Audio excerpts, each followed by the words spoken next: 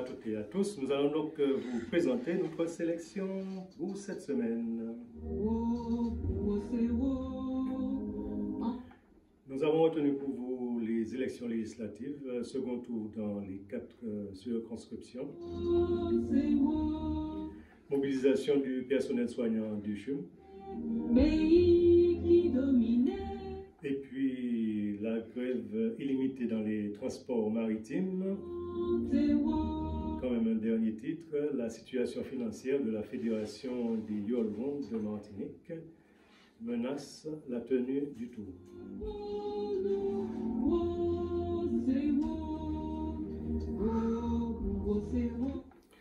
Élections législatives second tour dans les 4 circonscriptions. Les députés sortants des 4 circonscriptions, Giovanni William, Marcelin Nadeau, Johnny Ajan et Jean-Philippe Nilo menaient bataille pour leur réélection aux élections législatives. À l'issue de ces élections qui se sont déroulées le samedi 29 juin, bien que trois des 4 députés sortants ont remporté la majorité absolue, à savoir Giovanni William dans la circonscription du Centre-Atlantique avec 56,56% des suffrages exprimés, Marcelin Nadeau dans le Nord avec 50,79% des voix et Jean-Philippe Nilo dans le Sud avec 63,61% des suffrages exprimés. Aucun n'est réélu au premier tour. Le second tour qui aura lieu samedi prochain, le 6 juillet, sera l'occasion d'un affrontement dans la circonscription du Centre-Atlantique entre Giovanni William, Nouveau Front Populaire, et Philippe Edmond Mariette, régionaliste, arrivé en deuxième position avec 13,42% des suffrages exprimés. Dans la circonscription du Nord, Marcelin Nadeau du Nouveau Front Populaire sera face à son challenger d'hiver droite, Yann Monplaisir, qui a obtenu 28,59% des voix. Dans la circonscription du centre, c'est Johnny Ajan du Nouveau Front Populaire qui a obtenu 37,28% des voix. Donc il va affronter Béatrice Bellé du Parti Socialiste qui a engrangé 25,26% des suffrages exprimés. Dans le sud, Jean-Philippe Nilo du Nouveau Front Populaire aura à faire face à Grégory Oualantri du Rassemblement National qui a obtenu 9,94% des voix.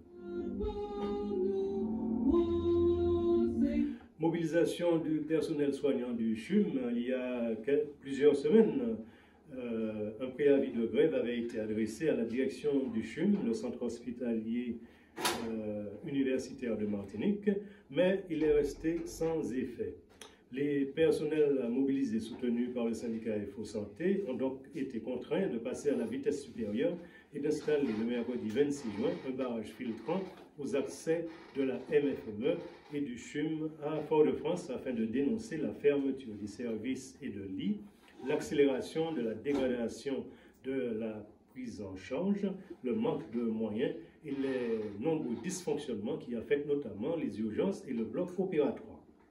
De plus, la perspective de la fermeture des urgences de Trinité à partir du mois de juillet va engendrer un surplus de patients vers l'hôpital Pierre-Zobda-Kitman. Selon les syndicats, ce nouveau flux ne pourra pas être absorbé et c'est une catastrophe annoncée, d'autant plus que persistent les problèmes de manque d'effectifs et de non-paiement des fournisseurs qui de plus en plus refusent de livrer le CHUM.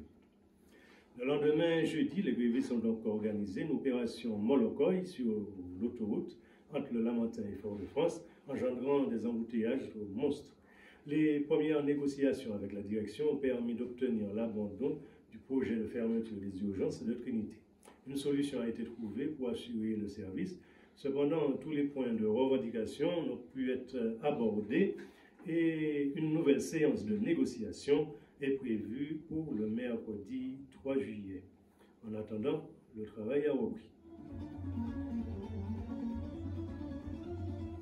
Grève illimitée dans le transport maritime. Le conseil d'administration de Martinique Transport, l'autorité organisatrice, qui s'est réunie le lundi 24 juin, a confié la délégation de service public du transport maritime au groupement formé par la société d'économie mixte CTE et la société Blue Haven, la maison mère de la compagnie maritime Blue Line.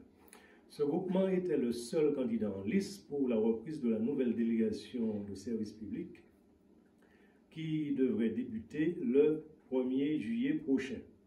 Cependant, un grain de sable grippe cette mécanique. Il s'agit du personnel affilié au syndicat CGTM de l'actuel délégataire de la compagnie martiniquaise de transport connue sous le nom commercial des vedettes tropicales.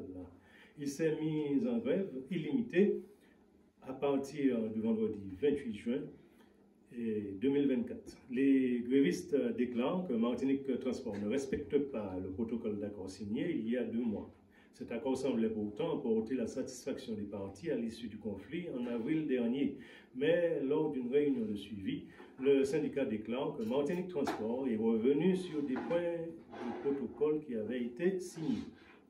Cette nouvelle mobilisation a pour but d'obtenir de la direction de Martinique Transport une réunion pour résoudre les problématiques qui persistent, et ceci avant la prise en main du réseau par le nouveau délégataire.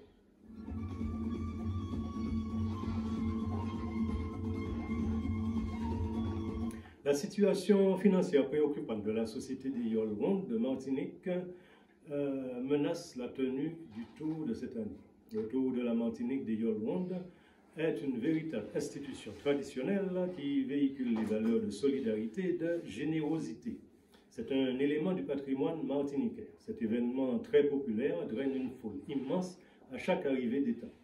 Pourtant, la société des Yoles Rondes, organisatrice du Tour, connaît des difficultés financières telles qu'elles sont de nature à compromettre sa réalisation cette année. Isabelle Malbourou, la présidente de la société des Yoles Rondes, qualifie la situation de vraiment difficile, mais pas désespérée. Aussi a-t-elle lancé un appel à la population afin qu'elle se mobilise pour sauver l'organisation de la 38e édition du Tour de la Martinique des Yoles Rondes.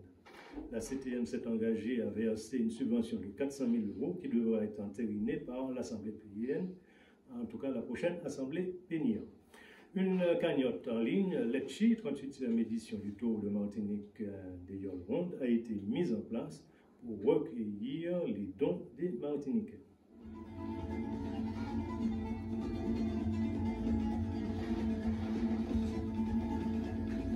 Nous terminons notre série d'informations par notre parole fondante que l'ignorance mène à la servitude. Nous le vérifions tous les jours. Soyons donc vigilants pour rester bien informés et éviter la manipulation. Complétons notre information en enrichissant les médias alternatifs et nous vous proposons de consulter l'un de ces médias alternatifs, Jikambout, le journal en ligne des comités populaires que vous pouvez télécharger à partir de la web TV www.jikambouttv.com.